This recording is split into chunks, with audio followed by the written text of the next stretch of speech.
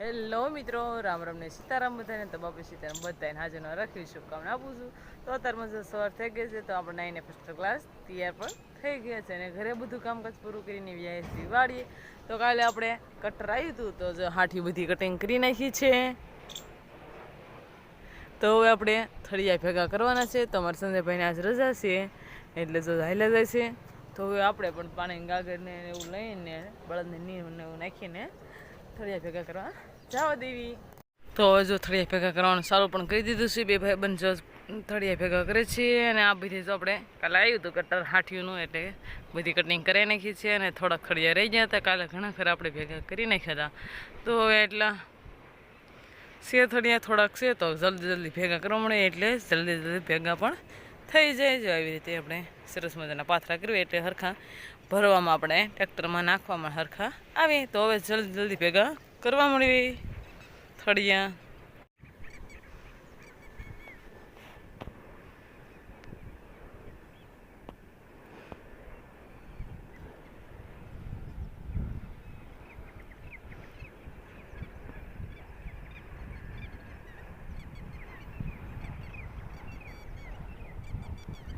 તો ફાઇનલી આપણે બધા થળિયા ભેગા થઈ ગયા છે અને આ બધા છૂટા થઈ ગયા છે. આ બે ભાઈ બંને રજા એટલે આવ્યા હતા. તો ફાઇનલી બધા થળિયા ભેગા થઈ ગયા છે. તો હવે આપણે વાળવાનું છે પાણી, એટલે રસકામાં પાણી વાળવાનું છે. મારો પાણી તો બહાર ગામ જશે એટલે કાંઈ આવશે નહીં. તો હવે આપણે પાણી વાળવાનું છે. તો પાણીને મોટર અત્યારમાં ચાલુ કરી દેવી એટલે પી જાય રસકો જલ્દી. તો આપણે જો વાડેથી ઘરે વ્યા શીખ્યા જગના. તો અત્યારે રસોઈ બની ગઈ છે. તો રસોઈમાં આજે એમ કહેવાય કે સરસ મજાનું બટેટાનું શાક છે, અને આમાં છે સાસ, ને આમાં છે જીરું મીઠું, અને આ છે ઘઉંની રોટલી, ને આ બધા બેસી ગયા છે જમવા. તો હવે આપણે પણ જમવાનું છે, તો જમી લેવી.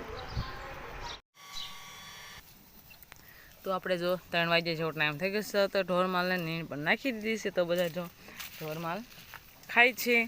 તો મારો પપ્પા જો ગામ જતા તે સરસ મજાનો જાઓ બોર લાવે, તમને દેખાડ્યા હતા. એ થેલી એમાં લાવ્યા હતા હુકલ બોર, એટલે ખાવાની પણ મજા આવે આપણને. તો આપણે અત્યારે નીણ વાટવા જવાનું છે. તો અત્યારમાં ઢોળમાં જો નીણ નાખી દીધી છે. તો આપણે બીજી નીણ પણ આપણે વાટવા જવાનું છે. એટલે 2 નીણ કરવાની હોય બપોર પછી, સવારમાં 2 કરવાની હોય, બપોર 2 કરવાની હોય. તો અત્યારે જો ખાય છે બધા ઢોળમાં.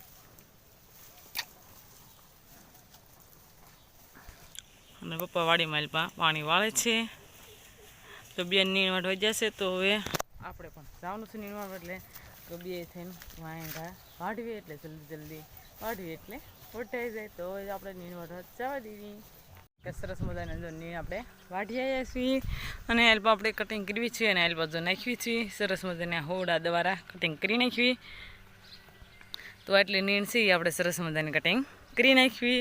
તો પછી આપણે જો નાખવાનું થશે. તમારી બેન જો ઢોરમાલને પાય છે, તો ઢોરમાલને પાઈ લે એટલે પછી આપણે સરસ મજાનું વાસીદું પણ કાઢી નાખીશું. પહેલાં તો આપણે નીણ કટિંગ કરી નાખવી, અને પછી તો સીણા ઠેલીમાં ભર્યા છે, તો એને મોઢિયા બાંધવાના છે. તો ઠેલીના મોઢિયા પણ આપણે બાંધી દઈશું, અને સીણા પછી હમણાં હરખા મૂકી દઈશું. તો અત્યારે નીણને એવું કટિંગ કરી નાખવી. અને બિલકુલ આપણે બહાર કપા પડ્યો છે એ ઘરમાં નાખવાનો છે, ગાહડિયું બધી એ પણ આપણે કામ કરી નાખશું. અને પછી થોડાક દિવસમાં પછી આપણે જો દાબો પણ ભરવાનો થશે લાયરીમાં.